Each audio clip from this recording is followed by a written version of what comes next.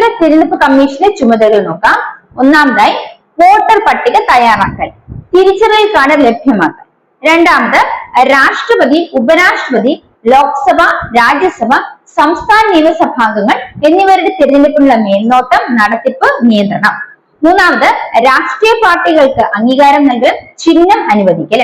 നാലാമത് തിരഞ്ഞെടുപ്പ് വിജ്ഞാപനം പുറപ്പെടുവിക്കൽ, നാമനിർദ്ദേശ പത്രിക സ്വീകരിക്കൽ, സൂക്ഷ്മ പരിശോധന, നാമനിർദ്ദേശ പത്രിക അംഗീകരിക്കൽ, അതുപോലെ സ്ഥാനാർത്ഥി പട്ടിക പ്രസിദ്ധീകരിക്കൽ. അഞ്ചാമത് വോട്ടെടുപ്പ്, വോട്ടെണ്ണൽ തീയതികൾ നിശ്ചയിക്കൽ, ഫലപ്രഖ്യാപനം, തർക്കങ്ങൾ പരിഹരിക്കൽ.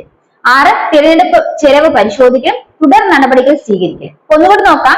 കേന്ദ്ര തിരഞ്ഞെടുപ്പ് കമ്മീഷന്റെ ചുമതലകൾ എന്തൊക്കെയാണ്?